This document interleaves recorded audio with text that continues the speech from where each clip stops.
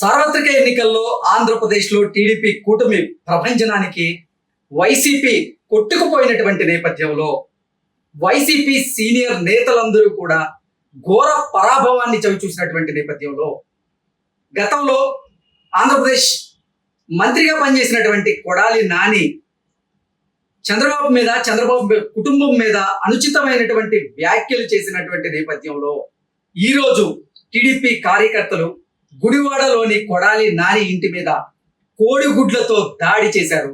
ఇప్పుడు ఇది సర్వత్రా చర్చనీయాంశంగా మారింది. ఈ నేపథ్యంలో ఈ అంశం గురించి మనం విశ్లేషణ చేసుకునేటువంటి ప్రయత్నం చేద్దాం.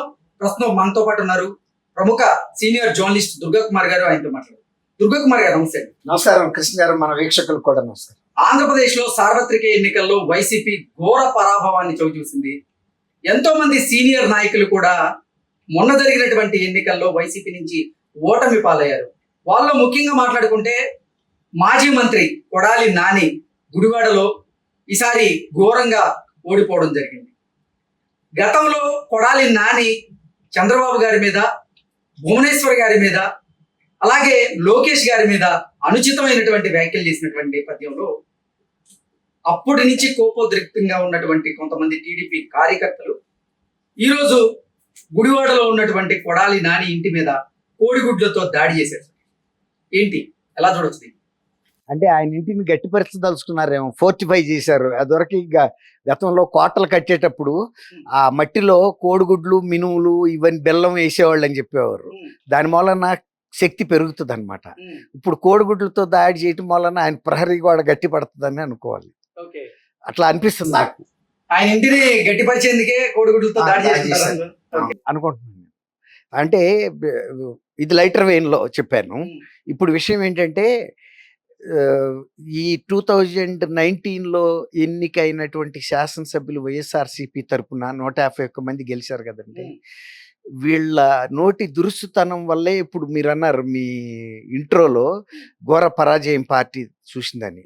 వాళ్ళ నోటి దురుసుతనం కూడా ఒక రీజను. వైఎస్ఆర్సీపీ ఇంత ఘోర పరాజయానికి one of the main reason. Marriage is one of the chief reasons for divorce అన్నట్టు ఇప్పుడు ఈ పార్టీ ఓటమికి పార్టీ శాసనసభ్యులు, నాయకులు వాడిన భాష, అది ప్రజల మీద కానివ్వండి, ప్రతిపక్ష నాయకుల మీద కానివ్వండి, వాళ్ళు ఒక సభ్యతా సంస్కారం ఉన్న భాష వాళ్ళ. అది బయటే కాదు, శాసనసభ లోపల మాట్లాడటం అనేది, అది శాసనసభ్యులకి కానీ లెజిస్లేటర్స్కి ఎవరికైనా చట్టసభల్లో సభ్యులకి కొన్ని విశేషమైన అధికారాలు ఉంటాయి అక్కడ. అంటే ఏదైనా సరే రాజకీయ పరమైనటువంటి విమర్శలు చేయొచ్చు, కానీ కుటుంబపరమైన విమర్శలు చేయడం, వ్యక్తిగత దూషణలకి వ్యక్తిత్వ హననాలు చేసేలాగా గతంలో కొంతమంది వైసీపీ నాయకులు వారి నోటికి పని చెప్పారు. సో ఇప్పుడు టీడీపీ కార్యకర్తలు వారి ఇళ్ళకి పని చెప్తున్నారు, వాళ్ళ చేతులకు పని చెప్తున్నారు అంటూ కూడా. ఇప్పుడు వాక్ స్వాతంత్రం అనేది మనకు ఉన్నప్పటికీ కూడా అది ఎంతవరకు అంటే ఇతరులని ఇబ్బంది పెట్టినంత వరకేనండి. వాళ్ళు శాసనసభలో మేము ఏది మాట్లాడినా చెల్లుతుంది అని, అసలు శాసనసభ సాంప్రదాయాల ప్రకారం చట్టసభల్లో లేని వ్యక్తుల గురించి అసలు చట్టసభల్లో ప్రస్తావించకూడదు.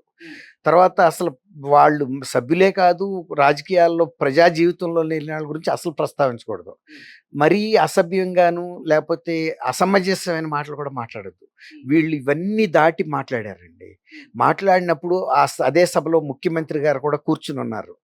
శాసనసభకి ఆయన నాయకుడు, అది ప్రతిపక్ష సభ్యులకి ఆయనే నాయకుడు, వాళ్ళ సభ్యులకు కూడా ఆయన నాయకుడు. ఎట్లా అంటే సభ మొత్తానికి నాయకుడిగా చెప్పాలంటే చీఫ్ మినిస్టర్, ప్రతిపక్ష సభ్యులకి మాత్రమే నాయకుడు అంటే ప్రతిపక్ష నాయకుడు.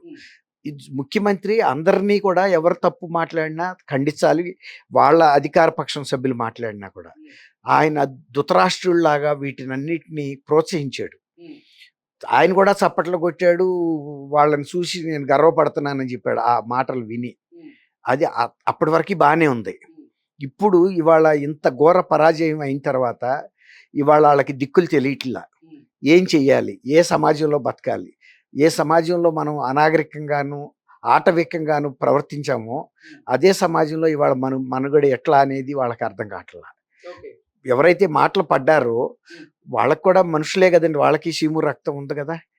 ఇప్పుడు అంతకుముందు ముఖ్యమంత్రి గారే ఒక మాట చెప్పాడు, తెలుగుదేశం పార్టీ మీదకు వీళ్ళ ఈ మదబలంతో దాడి చేసి ధ్వంసం చేసినప్పుడు నా మీద విమర్శ చేశారు కాబట్టి వాళ్ళకి బీపీ పెరిగి ఉంటుందని. ఇప్పుడు బీపీ అనేది రాష్ట్రంలో ప్రజలందరికీ ఉంటుందిగా, ఒక్క వైఎస్ఆర్సీపీ కార్యకర్తలకి నాయకులకే ఉండదుగా. ప్రతి న్యూట్రల్గా ఉండే పీపుల్కి కూడా, అంటే ఎటు చెందని, అంటే దాన్ని ఏమంటాము, న్యూట్రల్ పీపుల్, వాళ్ళకు కూడా బీపీ ఉంటుంది కదండి. ఇప్పుడు అన్ని మాటలు పడ్డప్పుడు వాళ్ళకు కూడా బీపీ వచ్చి మరి ఆయన ఇంటికి వెళ్ళుంటారు, అసలు ఏం మాట్లాడదామని వెళ్ళారో తెలియదు మనకి. అసలు ఏమయ్యా నువ్వు ఇంతకు ముందు ఇట్లా మమ్మల్ని బూతులు తిట్టావు కదా, అసలు నీకు ఏమనుకుని బూతులు తిట్టావు, ఎందుకు తిట్టావు అడుగుతారు కదండి. ఎవరికైనా కడుపులో దేవుతా ఉంటుంది ఆ మాటలో. మరి ఆయన బయటకు వచ్చాడా లేదా, బయటకు వచ్చి ఇంకేమన్నా అసమంజసంగా మాట్లాడితే కోడిగుడ్లు ఇసిరారో తెలీదు.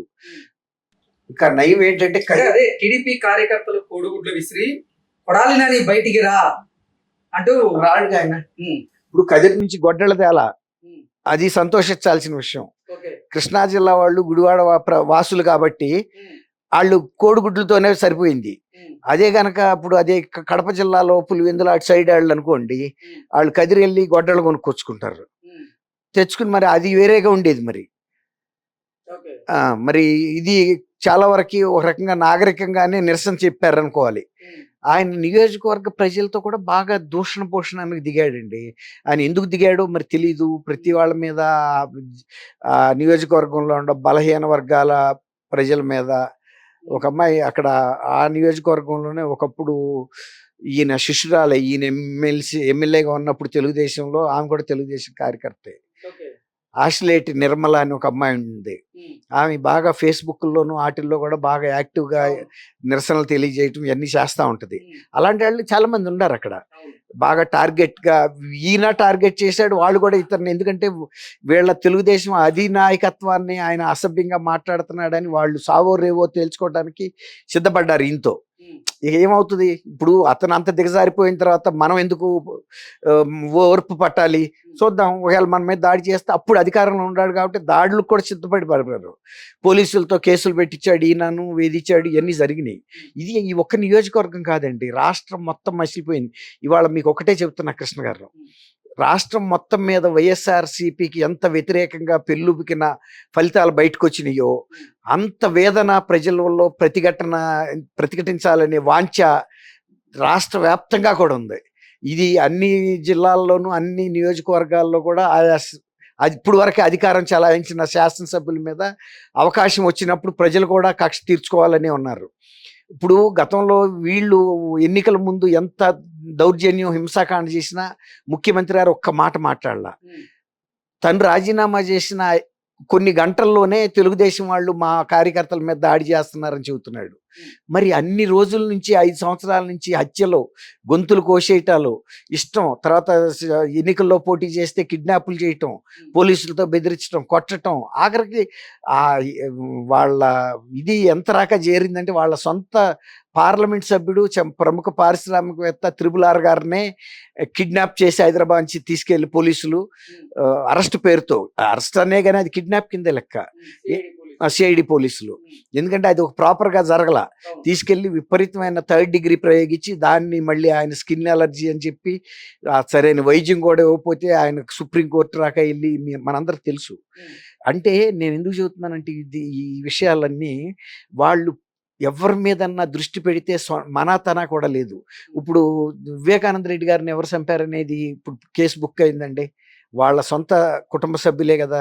ఎవరైతే ఈయన మొన్న కడప లోక్సభ స్థానం ఇచ్చాడో అవినాష్ రెడ్డి అమాయకుడని, ఆ అమాయకుడినే 8వ ముద్దాయిగా పెట్టారు సిబిఐ వాళ్ళు. సిబిఐ వాళ్ళ విచారణలోనేమో అట్ట తేలటం ఏంటి, ముఖ్యమంత్రి గారి విచారణలో ఇతను చాలా సౌమ్యుడు, మంచివాడు మరి అని చెప్పాడు. అట్లా వీళ్ళకి సౌమ్యులుగా కనపడుతున్నారు. కానీ గతంలో మా గురువు గారు ఒక ఆయన ఉండేవాడు, అంటే నన్ను అనలేదు కానీ వేరే ఒక వ్యక్తిని అన్నాడు. ఆయన పెద్ద ఆయనలేండి, స్వతంత్ర సమరయోధుడు. నా శిష్యుడు నాకు గర్వకారణం, దేశానికి గర్భకారణం అని.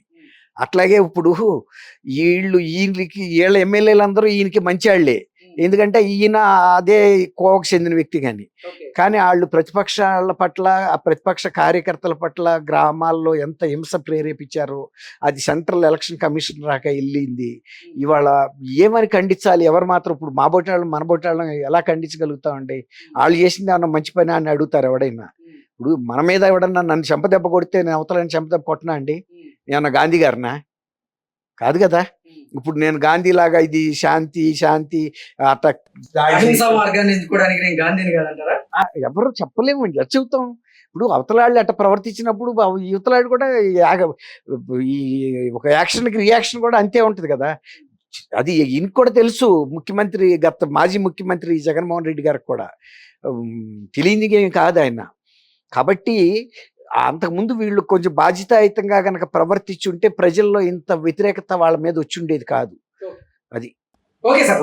థ్యాంక్ యూ కృష్ణ గారు. మన వీక్షకులకు కూడా నమస్కారం.